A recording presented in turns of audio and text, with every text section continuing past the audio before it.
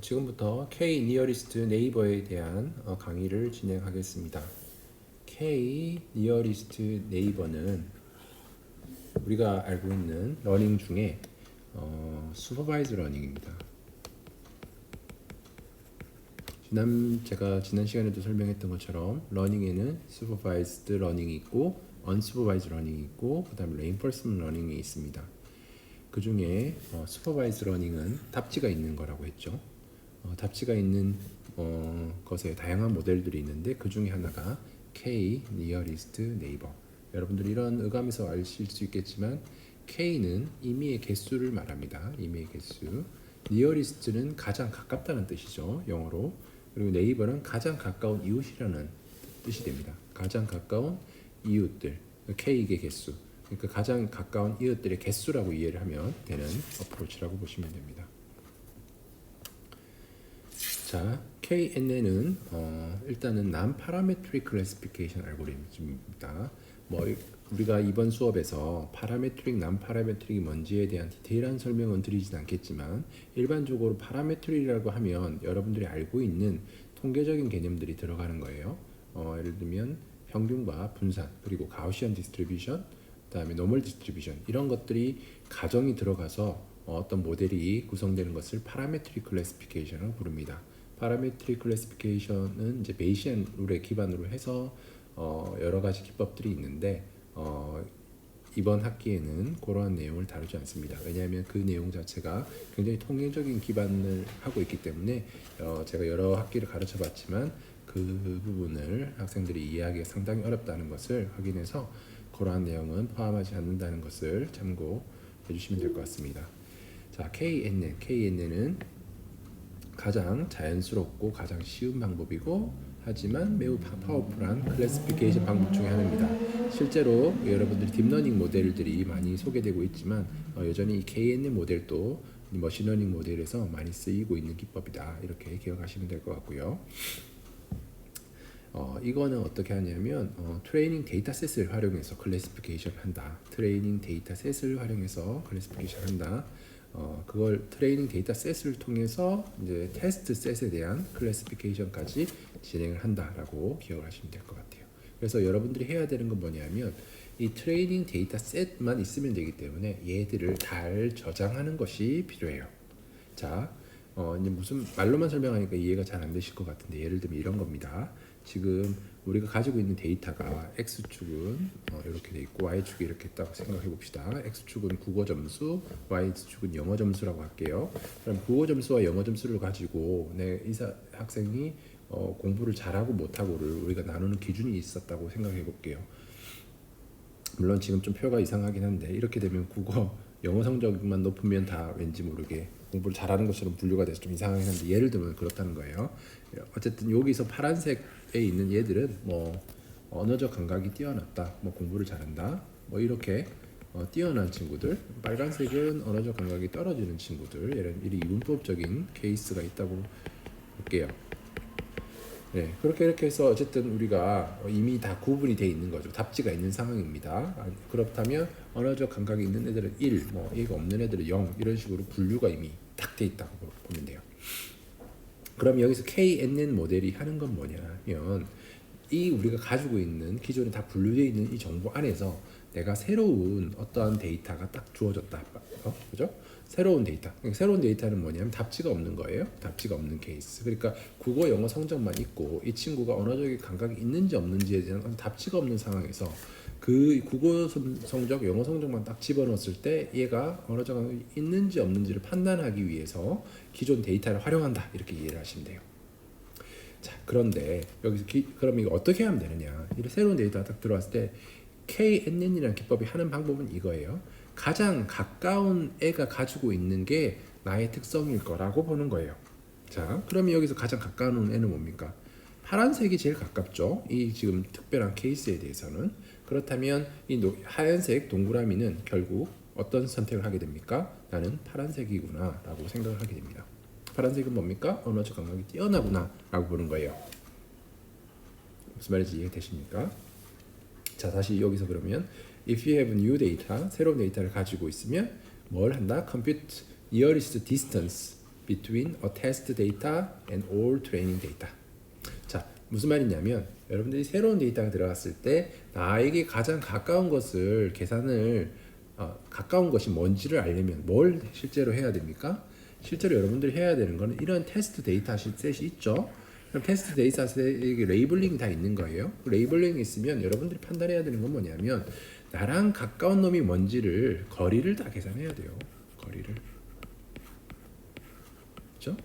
지난 시간에도 얘기했지만 거리라는 것은 단순히 유클리디안 디스턴스만 있는 게 아니라 맨하튼 디스턴스도 있고 또 다른 디스턴스도 있죠.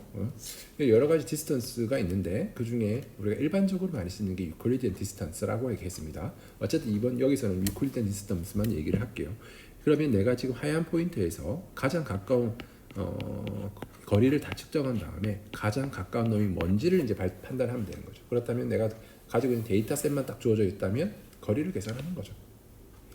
그런데 자, 요게 이제 KNN이라는 기법이라는 거예요. 근데 그러면 nearest neighbor라는 개념은 이제 다 알겠죠? 가장 가까운 이웃을 취한다 이런 개념은 이제 이해하시겠죠? 그러면 K라는 개념이 왜 들어가냐? K라는 것은 가장 가까운 이웃의 몇 명의 정보를 내가 수입할 거냐라는 거예요. 자, 이 그림에서 지우고 자, 내가 지금 있는 새로운 데이터는 하얀색이에요. 하얀색 입장에서 가장 가까운 애 하나의 정보만 내가 취하면은 하나의 NN이 됩니다. 1NN이 된다 이렇게 보시면 돼요. 그때 K는 1이다. 만약에 내가 가장 가까운 애를 3개의 정보를 취한다 라고 하면 파란색, 빨간색, 빨간색 되죠? 가장 가까운 3명을 골랐을 때 이렇게 되죠. 그런 다음에 내가 뭘 하냐 하면은 가장 가까운 애들끼리의 보팅을 합니다. 그러면 빨간색은 2개, 파란색은 하나니까 어떻게 됩니까? 빨간색이 이기는 결과가 나옵니다. 맞죠? 그렇죠? 그렇기 때문에 그때는 3NN을 썼을 때는 이 하얀 동그라미가 뭐가 된다? 빨간색이 되는 결과가 나타난다라는 거예요. 무슨 말인지 이해되시죠? 이런 방식으로 5NN, 7NN 5NN은 뭐겠어요? 가장 가까운 내가 있는 이 새로운 데이터에 대해서 가장 가까운 거리에 있는 5개의 포인트를 찾아서 걔들이 투표를 해서 3명, 4명 이렇게 나오는 것들이 나의 어떤 아웃풋의 결과에 디시전을 만드는 데 활용된다라고 이해를 하시면 될 것 같습니다. 그렇기 때문에 일반적으로 여러분들이 홀수를 쓰는 게 일반적이다. 홀수를 쓰는 게 되게 쉽잖아요. 홀수를 써야 동표가 안 나올 거 아니에요. 동표가 나오면 또 그걸 애매해지니까 일반적으로 홀수를 써가지고 이렇게 분류를 한다라는 거예요. 네, 이해되시죠? 아까 말씀드린 것처럼 다시 정리를 하면 여러분들이 지금 새로운 데이터, 화이트 서클은 새로운 데이터예요. 새로운 데이터에 대한 나의 정체성이 뭐냐라는 거예요. 나는 파란색이 가까운 놈인가 빨간색이 가까운 놈인가를 판단함에 있어서 1NN을 썼을 때는 이렇게 가까우니까 되고 3NN은 가장 가까운 애 3개를 투표했을 때 빨간 게 되니까 나는 빨간색이 되고 이렇게 된다는 거예요. 네, 그래서 이제 슈퍼바이저는 그런 거다. 여기 또 비슷한 예시인데요. 지금 여기서 여러분들이 가지고 있는 원래 데이터 이걸 트레이닝 데이터라고 하죠. 이 트레이닝 데이터의 관점에서 봤을 때 지금 트레이닝 데이터는 뭡니까? 여기 있는 동그라미들 그리고 여기 있는 세모 여기도 세모 이것도 그거죠. 여기 동그라미들 요거까지 포함해서 얘가 내가 가지고 있는 데이터셋이에요. 트레이닝 데이터. 내가 지금부터 트레이닝 데이터는 할 일이 없어요. 뭐 모델을 만들고 자시고 할 게 없어요. 그냥 기다리는 거예요. 뭘만 기다린다? 새로운 데이터가 들어오는 것만 기다려요. 그러면 새로운 데이터가 딱 들어왔다. 그러면 여기서 말하는 새로운 데이터는 여기 뭐가 있습니까? 별로 표현된 게 다 새로운 데이터죠. 얘가 새로운 거고, 얘가 새로운 거고, 얘가 새로운 거. 새로운 게 3개가 들어왔어요.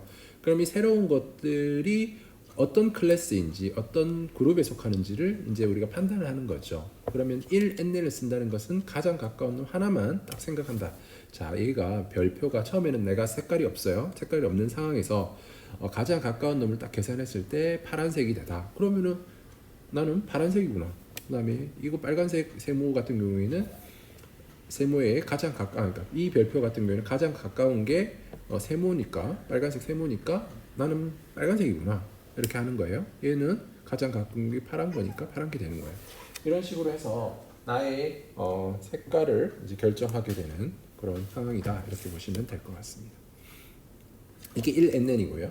3NN은 여기에 보시면 지금 우리가 알아야 되는 게 요것과 요것과 요거죠. 이제 세 개의 평균을 취한다고 했어요. 빨간 얘의 입장에서 제일 가까운 놈 세 개, 하나, 둘, 세 개 찾았어요. 자, 투표 시작. 그럼 빨간색. 자, 얘로부터 가장 가까운 얘. 투표했더니 얘도 빨간색 그렇게 되죠. 근데 여기서는 세 개가 다 파란색이니까 파란색. 이런 식으로 한다라는 거예요. 자, 이렇게 이해되시죠? 자, 이렇게 봤을 때 여러분들이 이제 뭔 차이가 있을까 한번 생각을 해보세요. 1NN과 3NN, 그리고 또 5NN, 7NN 갔을 때 어떤 효과가 있겠습니까? NN에 들어가는 K의 수를 증가시켰을 때 어떤 효과가 있을 것 같아요? 한번 생각해 보십시오. 생각해 보셨습니까? 어떻습니까? 1NN이라는 것은 어떻습니까? 1NN이라는 것은 얘는 내가 하나의 정보만 가지고 나의 성격을 결정하는 거예요. 그죠? 자, 세 개를 가지고 나를 평가한다는 것은 평균적인, 세 개의 어떤 평균적인 특징을 가지고 내가 판단이 되는 거죠. 그죠? 그렇단 말은, 얘는 주변 정보 하나가 굉장히 어디 벗어나 있는 포인트에 있다면 걔의 영향에 굉장히 민감하게 영향을 받을 수 있는 거고, 3NN은 만약에 비록 한 가지 포인트가 벗어나 있다 하더라도 세 가지를 가지고 평균을 내는 효과를 가지고 있기 때문에 그 아웃라이어, 그러니까 데이터가 굉장히 벗어나 있는 걔들의 영향이 조금 더 덜 민감해질 수 있다라는 겁니다. 그렇죠? 자, 그렇단 말은 어떤 의미를 갖냐면은 내가 하나의 이웃을 취한다는 말은 우리가 원래 가지고 있는 이 데이터들 있잖아요. 빨간색으로 되어 있는 데이터, 파란색으로 되어 있는 데이터. 이게 원래 가지고 있는 이 데이터의 관점에서 봤을 때는 굉장히 각각의 데이터에 민감한 상황이다라고 보시면 됩니다. 그러니까 원래의 우리가 가지고 있는 트레이닝 데이터의 정보가 테스팅 데이터를 결정함에 있어서 굉장히 민감하게 영향을 줄 수 있다라는 거예요. 그렇죠?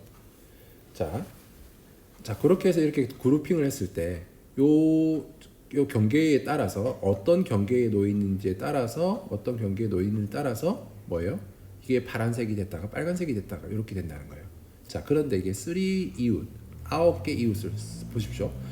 3이웃 같은 경우에는 이렇게 그룹핑이 된다는 거예요. 그죠? 그리고 9이웃은 이렇게 된다는 거예요. 지금 보십시오. 경계를 보십시오. 어떤 차이가 있습니까? 하나의 이웃을 취했을 때는 선이 굉장히 각각 샘플에 대해서 민감하게 작용하면서 경계가 굉장히 변화가 심하죠. 근데 3이웃, 9이웃으로 가면 갈수록 어떻습니까? 이 경계가 굉장히 스무스해집니다.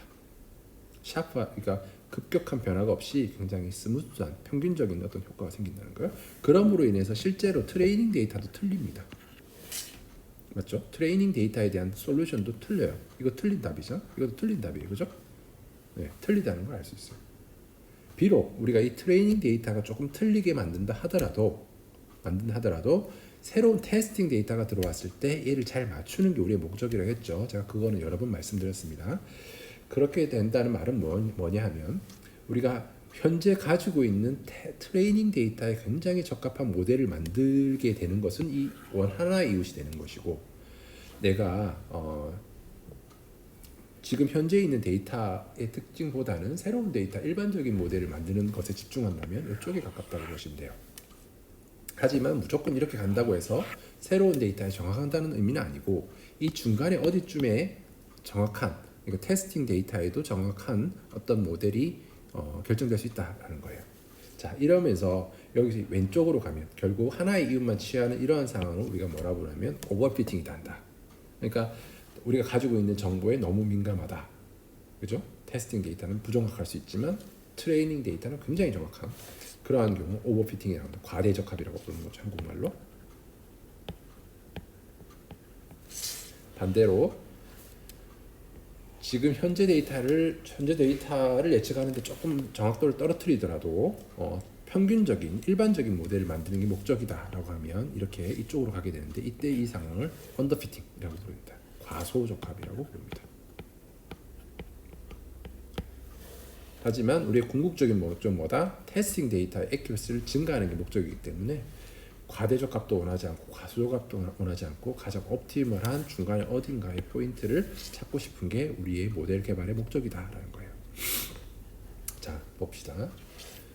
여기서 Y축은 정확도, X축은 네이버 수예요. 아까 다시 정리한 뭐예요? 1N에는 뭐라 그랬어요? 1N에는 트레이닝 데이터에 대한 액큐러시가 굉장히 높은 상황, 100%다 맞는 경우죠.